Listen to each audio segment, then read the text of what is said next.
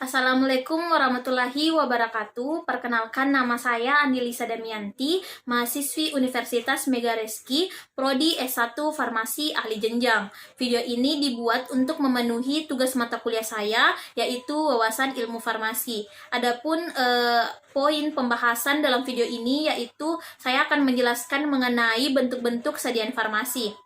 Sebelum masuk ke dalam pembahasan, jangan lupa like and subscribe video ini.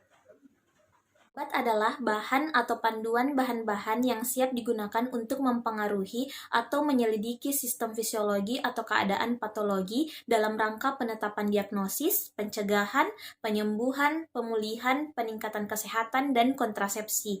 Obat jadi adalah obat yang sudah dalam bentuk siap pakai, dibedakan antara obat generik dan obat merek dagang. Obat generik adalah obat jadi terdaftar yang menggunakan nama generik, yaitu nama obat internasional atau nama lazim yang sering dipakai. Macam-macam bentuk sediaan obat. Yang pertama adalah bentuk sediaan padat, terdiri dari pulvis, pulveres, tablet, dan kapsul. Pulvis dan pulveres berbentuk serbuk, adalah bahan atau campuran obat yang homogen dengan atau tanpa bahan tambahan, berbentuk serbuk dan relatif stabil serta kering. Serbuk untuk obat yang disebut pulveres adalah serbuk terbagi berupa bungkus-bungkus kecil dalam kertas dengan berat umumnya berkisar antara 300 sampai 500 mg. Dan untuk obat luar disebut sebagai pulvis adspesorius atau serbuk tabur. Pulvis untuk obat dalam cocok untuk obat yang tidak stabil dalam bentuk cairan, absorpsi obat lebih cepat dibandingkan dalam bentuk tablet. Pulvis tidak cocok dibuat untuk obat yang mempunyai rasa tidak menyenangkan, dirusak di lambung, iritatif, dan mempunyai dosis terapi yang rendah. Pulvis adspesorius biasanya diberikan untuk luka terbuka sehingga sediaan harus steril. Pulvis adspesorius digunakan sebagai pelumas sehingga harus bebas dari organisme patogen. Bila menggunakan talk harus steril karena bahan-bahan tersebut sering terkontaminasi spora dan kuman penyebab tetanus. Kerusakan produk ini dapat dikenal dari timbulnya bau yang tidak enak, perubahan warna, dan serbuk menjadi menggumpal. Karena alasan stabilitas, sediaan ini sebaiknya disimpan dalam wadah tertutup rapat, di tempat sejuk, dan terlindung dari sinar matahari. Yang kedua adalah tablet. Tablet adalah sediaan padat yang kompak yang dibuat secara keempat cetak berbentuk pipi dengan kedua permukaan rata atau cembung, serta mengandung satu atau beberapa bahan obat dengan atau tanpa zat tambahan. Berat tablet normal antara 300 sampai 600 mg. Secara umum, tablet cukup stabil dalam transportasi dan penyimpanan. Tablet oral tidak tepat untuk obat yang dapat dirusak oleh asam lambung dan enzim pencernaan serta obat yang bersifat iritatif. Kerusakan tablet dapat dikenali secara makroskopik dari adanya perubahan warna, berbau, rapuh atau tidak kompak lagi sehingga tablet menjadi pecah, timbul kristal, dan sebagainya. Berdasarkan stabilitas dari zat aktifnya, tablet disimpan dalam wadah tertutup, baik di tempat yang sejuk dan terlindung dari sinar matahari. Contoh sediaan tablet yaitu sediaan paten, tablet pHdoxin, dan untuk sediaan generik, contohnya adalah tablet paracetamol dan tablet amoxicillin. Jenis tablet yang pertama adalah tablet hisap, merupakan sediaan padat yang mengandung satu atau lebih bahan obat, umumnya dengan bahan dasar beraroma dan manis yang dapat membuat tablet melarut atau hancur perlahan dalam mulut.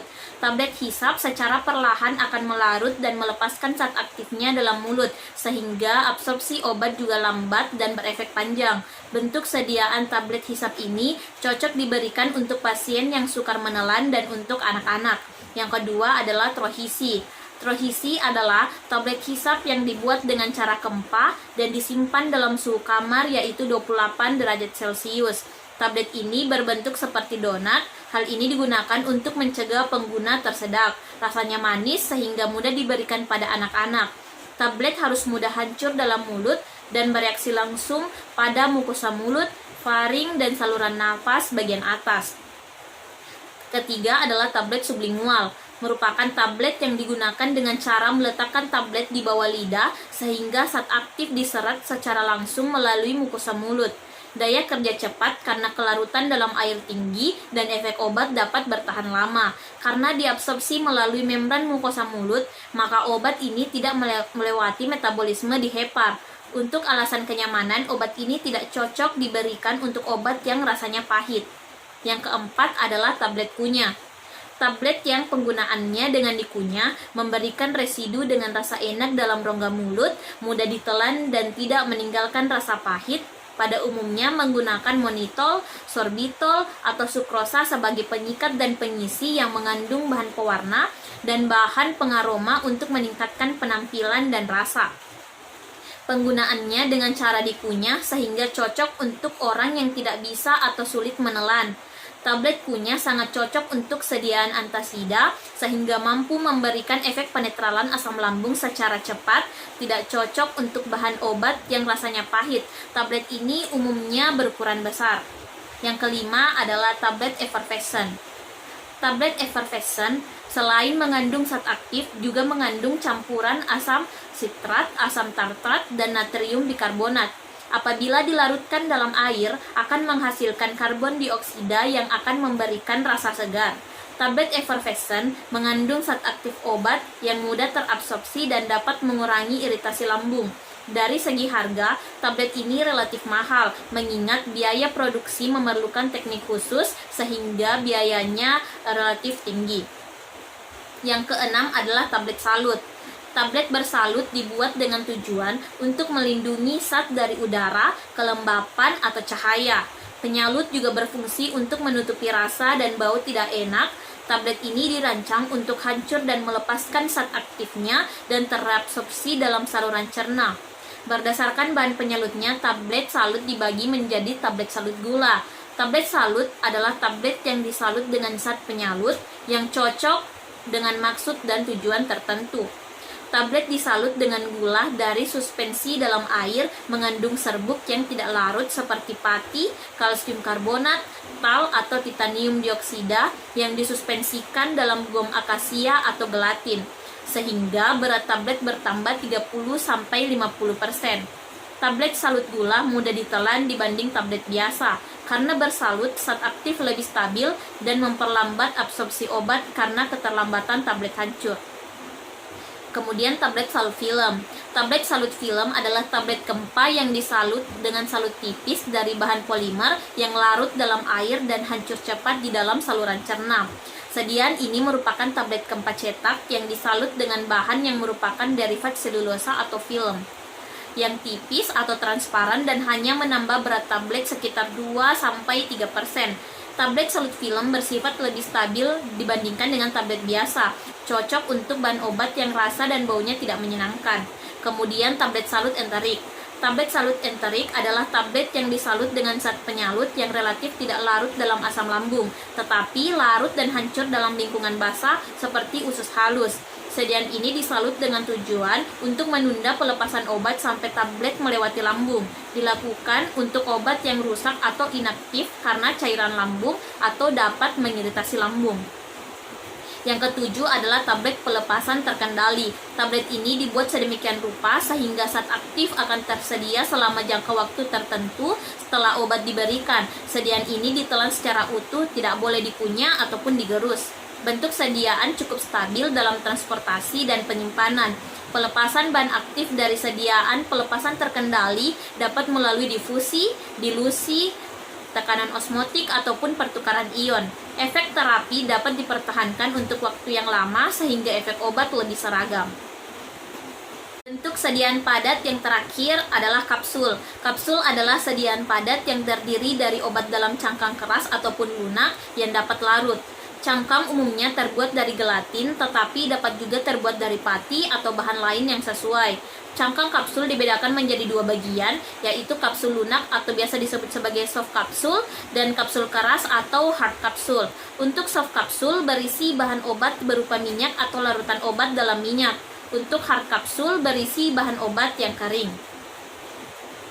Bentuk sediaan obat cair.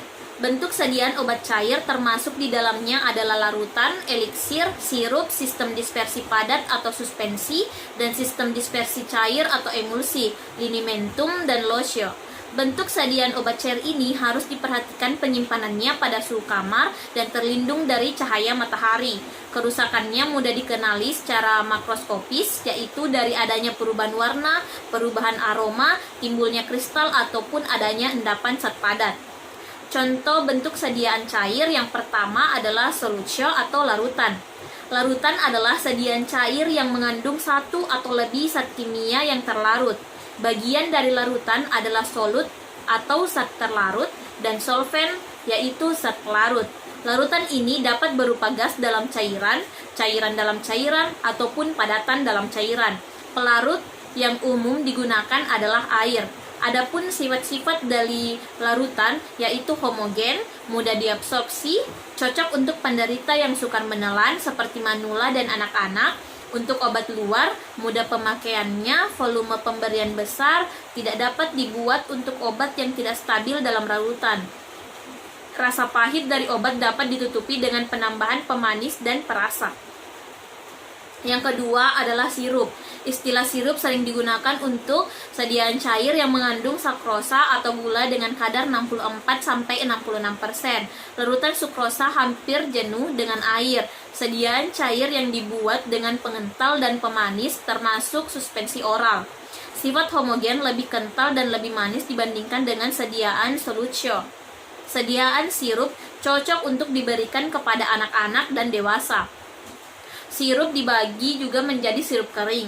Sirup kering adalah sediaan padat yang berupa serbuk atau granula yang terdiri dari bahan obat, pemanis, perasa, stabilisator, dan bahan lainnya, kecuali pelarut. Apabila akan diberikan kepada pasien, maka ditambahkan pelarut sehingga menjadi bentuk sediaan suspensi. Sifat sirup kering yaitu umumnya bahan obat berupa antimikroba atau bahan kimia lain yang tidak larut dan tidak stabil dalam bentuk cairan dalam penyimpanan lama, memberikan rasa enak sehingga cocok untuk anak dan bayi. Kemudian kecepatan absorpsi obat tergantung pada besar kecilnya ukuran partikel sirup. Dan kemudian apabila telah ditambah aquades hanya bertahan pada suhu kamar dan 14 hari dalam suhu lemari pendingin. Yang ketiga adalah suspensi. Suspensi adalah sediaan cair yang mengandung bahan padat dalam bentuk halus yang tidak larut tetapi terdispersi dalam cairan pembawa. Umumnya mengandung stabilisator untuk menjamin stabilitasnya. Sediaan ini harus dikocok sebelum digunakan. Adapun sifat-sifat dari suspensi yaitu yang pertama cocok untuk penderita yang sukar menelan seperti anak-anak dan lansia. Yang kedua adalah bisa ditambah pemanis dan perasa sehingga dapat menutupi rasa pahit dari bahan aktif. Kemudian yang ketiga adalah kecepatan absorpsi obat tergantung pada besar kecilnya ukuran partikel yang terdispersi. Yang keempat adalah eliksir. Eliksir adalah larutan oral yang mengandung etanol sebagai kosolven. Untuk mengurangi jumlah etanol dapat ditambahkan kosolven lain seperti gliserin dan propilen glikol. Tetapi untuk dinyatakan sebagai eliksir, maka etanol harus ada. Kadar etanol antara 3-75%, biasanya sekitar 3-15%. Selain sebagai pelarut, etanol dalam eliksir juga berfungsi sebagai pengawet atau corrigentia saporis. Adapun sifat-sifat dari eliksir yang pertama, cocok untuk penderita yang sukar menelan. Kemudian yang kedua, karena mengandung alkohol, hati-hati untuk penderita yang sensitif terhadap alkohol atau penyakit tertentu. Yang ketiga, eliksir kurang manis dan kurang kental dibandingkan bentuk sediaan sirup. Kemudian yang kelima adalah tinktura. Tinktura adalah larutan yang mengandung etanol atau hidroalkohol yang dibuat dari tumbuhan atau senyawa kimia. Secara tradisional, tinktura berkhasiat obat mengandung 10% bahan tumbuhan. Adapun sifat-sifat dari tinktura, yang pertama adalah homogen dan bahan obat lebih stabil. Yang kedua, kadar alkohol yang tinggi sehingga dapat menghambat pertumbuhan mikroorganisme. Yang keenam adalah gargarisma. Gargarisma adalah larutan obat yang dikumur sampai ke tenggorokan dan tidak boleh ditelan. Yang ketujuh, gutai atau obat tetes. Gutai adalah sediaan cair yang pemakaiannya dengan cara meneteskan. Beberapa jenis obat tetes atau gutai adalah obat tetes oral, tetes mata, dan tetes telinga. Tetes oral, sifat umum dari obat tetes oral yaitu volume pemberian kecil sehingga cocok untuk bayi dan anak-anak. Yang kedua, pada umumnya ditambahkan pemanis, perasa, dan bahan lain yang sesuai. Yang ketiga, biasanya untuk obat yang berkhasiat sebagai antimikroba, analgetik, antipiretik, vitamin, antitusif, dan dekomestan. Yang kedua yaitu tetes mata. Adapun sifat umum dari sediaan tetes mata yaitu yang pertama harus steril dan jernih, isotonis dan isohidris sehingga mempunyai aktivitas optimal. Untuk pemakaian dosis ganda perlu ditambahkan pengawet. Yang ketiga itu tetes telinga. Sifat tetes telinga yang pertama adalah bahan pembawa harus memiliki kekentalan yang cocok seperti minyak atau sejenisnya, misalnya gliserol, minyak nabati, ataupun propilen glikol, sehingga dapat kontak pada liang telinga. Adapun pH sediaan sebaiknya asam lemah 5-6. Yang ketiga adalah tetes hidung. Sifat tetes hidung yang pertama itu pH-nya sekitar 5,5-7,5, pada umumnya ditambahkan pengawet dan stabilisator. Bentuk sediaan setengah padat. Bentuk sediaan semi-solid atau setengah padat umumnya dimaksudkan untuk pemakaian luar melalui kulit. Cara mengenal kerusakan secara makroskopik dapat dilihat dari perubahan warna, berbau tengik, dan melewati batas kadaluarsa. Penyimpanan bentuk sediaan ini umumnya dalam wadah tertutup di tempat sejuk, kering, dan terlindung dari cahaya matahari. Adapun bentuk-bentuk sediaannya, yang pertama adalah unguenta atau salep. Salep adalah sediaan setengah padat yang digunakan sebagai obat luar, mudah dioleskan pada kulit dan tanpa perlu pemanasan terlebih dahulu. Salep harus homogen atau terdispersi secara merata.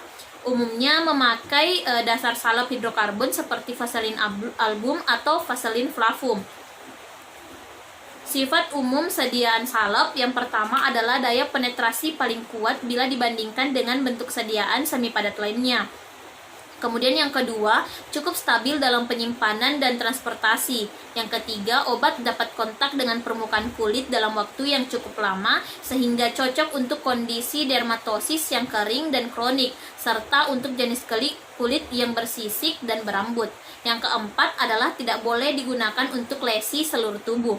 Kemudian selanjutnya adalah salep mata. Salep mata adalah salep steril untuk pengobatan mata menggunakan dasar salep yang cocok. Salep mata memberikan arti lain di mana obat dapat mempertahankan kontak dengan mata atau jaringan di sekelilingnya tanpa tercuci oleh cairan air mata. Adapun sifat-sifat dari salep mata, yang pertama adalah harus steril dan dapat kontak dengan mata dalam waktu yang cukup lama sehingga lebih efektif bila dibandingkan dengan tetes mata. Yang kedua stabil, yang ketiga bahan dasar tidak mengiritasi mata, cocok untuk penggunaannya pada malam hari. Kemudian gel. Gel adalah sediaan semi padat yang konsistensinya sedikit cair, kental dan lengket tetapi mencair ketika kontak dengan kulit dan tidak berminyak. Pada umumnya menggunakan bahan dasar pelarut yang larut dalam air seperti propilen glikol. Adapun sifat umum sediaan gel yang pertama adalah obat dapat kontak dengan kulit dalam waktu yang cukup lama dan mudah kering. Yang kedua dapat berfungsi sebagai pendingin dan pembawa obat. Yang ketiga adalah bahan dasar mempunyai efek pelumas yang tidak berlemak sehingga cocok untuk dermatosa kronik. Yang keempat, biasanya untuk efek lokal pemakaiannya yang terlalu banyak dapat memberikan efek sistemik. Selanjutnya adalah krim. Krim adalah sediaan semi padat yang banyak mengandung air sehingga memberikan efek sejuk bila dioleskan pada kulit. Dapat berupa emulsi, minyak dalam air atau air dalam minyak. Adapun sifat umum sediaan krim yang pertama adalah absorpsi obat cukup baik dan mudah dibersihkan dari kulit. Yang kedua adalah kurang stabil dalam penyimpanan karena banyak mengandung air dan mudah timbul jamur bila sediaan dibuka segelnya. Yang ketiga adalah dapat berfungsi sebagai pembawa dan pendingin. Selanjutnya adalah pasta. Pasta adalah massa lembek yang dibuat dengan mencampurkan bahan obat yang berbentuk serbuk dalam jumlah besar, sekitar 40-60%, dengan vaselin atau parafin cair atau bahan dasar tidak berlemak yang dibuat dengan gliserol, musilago, dan sabun. Adapun sifat umum dari sediaan pasta yang pertama adalah waktu kontak lama dengan kulit. Yang kedua, sediaan ini cocok untuk dermatosa yang agak basah, seperti subakut atau kronik. Yang kemudian ketiga adalah dapat berfungsi sebagai pengering, pembersih, dan pembawa. Yang keempat adalah tidak bisa digunakan untuk kulit yang berambut dan dermatosa yang eksudatif. Yang kelima, untuk lesi akut dapat menimbulkan kerak vesikula. Untuk sediaan yang terakhir adalah bentuk sediaan khusus. Yang pertama adalah injeksi. Injeksi adalah sediaan steril berupa larutan, suspensi atau serbuk yang dilarutkan atau disuspensikan lebih dahulu sebelum digunakan secara parenteral. Adapun sifat umum dari injeksi, yang pertama, cocok untuk penderita dalam keadaan tidak kooperatif, tidak sadar atau dalam keadaan darurat. Yang kedua, onsetnya lebih cepat. Yang ketiga, cocok untuk obat-obat yang tidak stabil oleh asam lambung. Yang keempat, untuk obat yang tidak stabil dalam bentuk larutan dibuat dalam bentuk padatan, kemudian disuspensikan sesaat sebelum diinjeksikan. Yang kelima, harganya relatif mahal. Yang keenam adalah pemberiannya memerlukan alat bantu seperti spoid. Untuk sediaan cair, cara mengetahui kerusakannya secara makroskopik dapat dilihat dengan adanya perubahan warna, berbau, timbul kristal atau endapan, dan tidak bisa dicampur dengan baik apabila dilakukan pengocokan. Penyimpanannya pada tempat yang kering, pada suhu kamar, dan terlindung dari cahaya matahari. Sedangkan untuk sediaan kering, cara mengetahui kerusakan sediaan dapat dilihat dari timbulnya perubahan warna dan penggumpalan sebelum direkonstruksi. Penyimpanan disimpan dalam tempat kering, pada suhu kamar, dan terlindung dari cahaya matahari. Yang kedua adalah suppositoria. Suppositoria adalah suatu bentuk sediaan padat yang mengandung obat. Cara penggunaannya dengan memasukkannya ke dalam salah satu rongga tubuh. Suppositoria yang penggunaannya melalui rektal disebut sebagai suppositoria rektal, bertujuan untuk memberikan efek lokal atau sistemik. Suppositoria yang diberikan melalui rongga vagina disebut sebagai ovula, yaitu memberikan efek lokal. Suppositoria untuk tujuan sistemik cocok diberikan untuk obat-obat yang mengiritasi atau toksik terhadap gastrointestinal, tidak stabil pada pH, dirusak oleh enzim yang ada dalam gastrointestinal, dan rasa yang tidak menyenangkan. Adapun kelemahan bentuk sediaan ini adalah yang pertama, kegiatan pasien dalam hal cara penggunaan dan waktu penggunaannya, yaitu pagi hari setelah defekasi atau malam hari menjelang tidur. Yang kedua adalah absorpsi tidak sempurna. Yang ketiga, dapat menyebabkan protitis. Sediaan ini cocok untuk pasien yang mual, muntah, atau post-operatif, gangguan mental atau tak sadar, terlalu muda atau terlalu tua. Adapun penyimpanan suppositoria dalam wadah tertutup rapat dan di tempat yang sejuk. Untuk sediaan suppositoria dengan vehikulum oleum kakao atau minyak lemak lain sebaiknya disimpan dalam lemari es. Selanjutnya adalah bentuk sediaan vaginal. Bentuk sediaan ini dibuat untuk pemberian melalui vagina dalam bentuk cair, padat, setengah padat, yang cara penggunaannya dengan menggunakan aplikator atau alat khusus. Dimasukkan ke dalam liang vagina sedalam-dalamnya. Bentuk sediaan ini dapat berefek lokal sebagai antiseptik, anti-injeksi, dan konterisasi. Kemudian selanjutnya adalah aerosol. Aerosol adalah sediaan yang mengandung satu atau lebih zat berkhasiat dalam wadah yang diberi tekanan, berisi propelan yang cukup untuk memancarkan isinya hingga habis. Sedangkan cara penggunaannya ditekan pada tutup botol sehingga memancarkan cairan atau padatan dalam media gas. Produk aerosol dirancang untuk mendorong keluar isinya dalam bentuk kabut, halus kasar, semprotan basah atau kering, ataupun busa. Contohnya adalah inhalasi. Inhalasi adalah obat atau larutan obat yang diberikan lewat nasal atau mulut dengan cara dihirup, dimaksudkan untuk kerja lokal pada cabang-cabang bronkus atau untuk efek sistemik lewat paru-paru. Yang kedua adalah spray. Spray adalah larutan air atau minyak dalam tetesan kasar atau sebagai zat padat yang terbagi halus untuk digunakan secara topikal, saluran hidung, faring, ataupun kulit. Penyimpanan sediaan ini perlu diperhatikan, yaitu di tempat yang terlindung dari cahaya matahari pada temperatur kamar yaitu 30 sampai derajat Celcius dan di tempat yang kering. Adapun sifat-sifat umum dari sediaan spray, yang pertama adalah merupakan sistem koloid lipofob. Apabila berupa cairan, ukuran partikel antara 2 sampai 6 mikron untuk pemakaian sistemik. Yang kedua adalah bahaya kontaminasi dapat dihindari. Yang ketiga, dapat dipakai pada daerah yang dikehendaki. Yang keempat, dapat digunakan sebagai obat dalam atau inhalasi maupun obat luar. Yang kelima, cara pemakaiannya mudah. Untuk topikal dapat dihindari efek iritatif. Yang keenam adalah harganya relatif mahal karena biaya produksinya yang tinggi. Baik, itulah materi mengenai bentuk-bentuk sediaan farmasi. Lebih dan kurangnya mohon dimaafkan. Semoga apa yang saya sampaikan dapat bermanfaat bagi kita semua. Assalamualaikum warahmatullahi wabarakatuh.